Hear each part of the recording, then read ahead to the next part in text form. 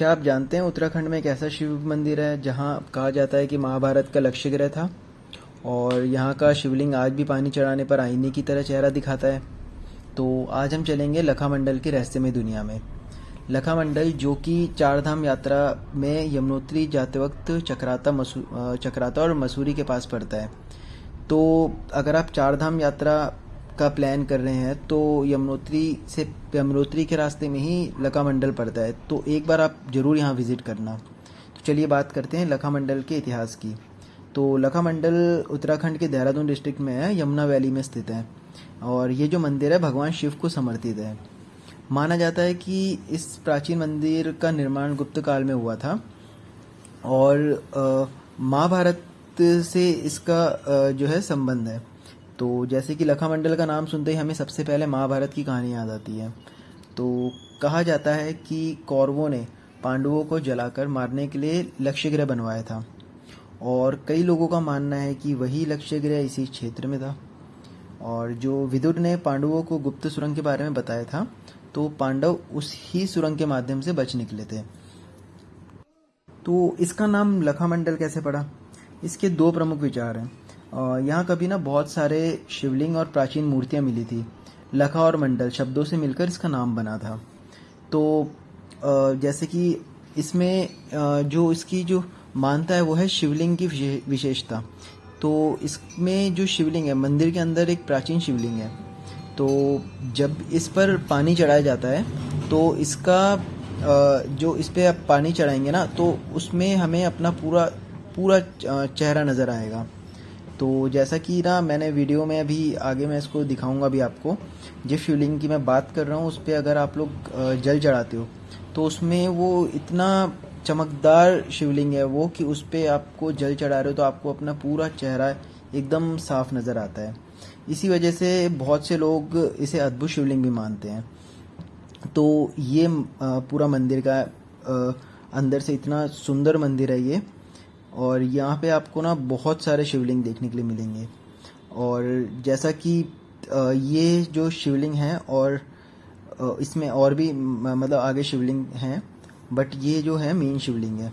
और ये जो दो अभी जो मैं आपको दिखाने जा रहा हूँ ये हैं दो द्वारपाल की मूर्तियाँ। तो मंदिर के बाहर विशाल द्वारपाल की मूर्तियाँ हैं ये। और जो लोक कथा के अनुसार पहले मृत्यु प्राप्त व्यक्ति को इन मूर्तियों के सामने लाया जाता था।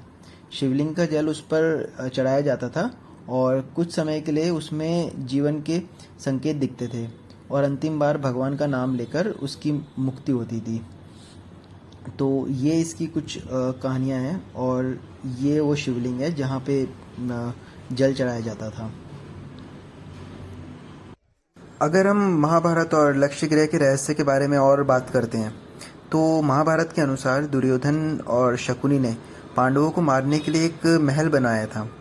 तो इस महल में लाख घी और अन्य जलने वाली वस्तुओं से इसको बनाया गया था, इसलिए इसे लक्ष्य ग्रह कहा गया।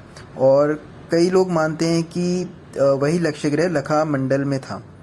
तो विदुर ने पांडवों को पहले ही चेतावनी दी थी कि एक गुप्त सुरंग बनाई गई है, और जब महल में आग लगाई गई थी तो पांडव उसी सुरंग से बच निकले थे।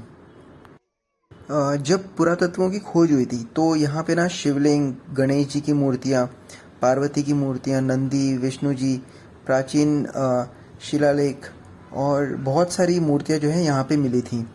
तो शिलालेख जो है यहाँ के ये बताते हैं कि यहाँ राजाओं का संरक्षण था। शिव उपासना बहुत प्रचलित थी और यहाँ तीर्थ यात्रा भी होती थी। तो ये वो शिवलिंग है जो कि पुरातत्व की खोज के दौरान मिले थे। और आप देख सकते हो कितने सारे और कितने सुंदर शिवलिंग मिले थे। तो ऐसे बहुत से शिवलिंग थे। तो कुछ यहाँ रखे गए और कुछ थोड़ा मतलब आगे भी रखे गए थे। तो मतलब बहुत अच्छा था। और ये इसके बारे में थोड़ा प्राचीन मंदिर के बारे में बताया भी गया हुआ है। और अब जो मैंने आपको पहले बताया था कि शिवलिंग पे जल चढ़ाने पर जो आपको चेहरा नज़र आता है अपना, मतलब इतना साफ और इतना सुंदर शिवलिंग है कि उस पर आप जल चढ़ाते हैं तो आपको अपना पूरा चेहरा जो है वो नज़र आएगा। तो ये वो शिवलिंग है जिसकी मैं आपको बात कर रहा था, और ये बहुत प्राचीन शिवलिंग है। इस पे जल जैसे चढ़ाते हैं तो इस पे आपको अपना पूरा चेहरा नज़र आएगा, मतलब इतना सुंदर, इतना चमकदार शिवलिंग है ये। तो इस पे मतलब जल चढ़ाया था, जैसा भी अभी आप वीडियो में भी देख रहे हो कि लोगों को आप परछाई देख रहे हो ना उनकी।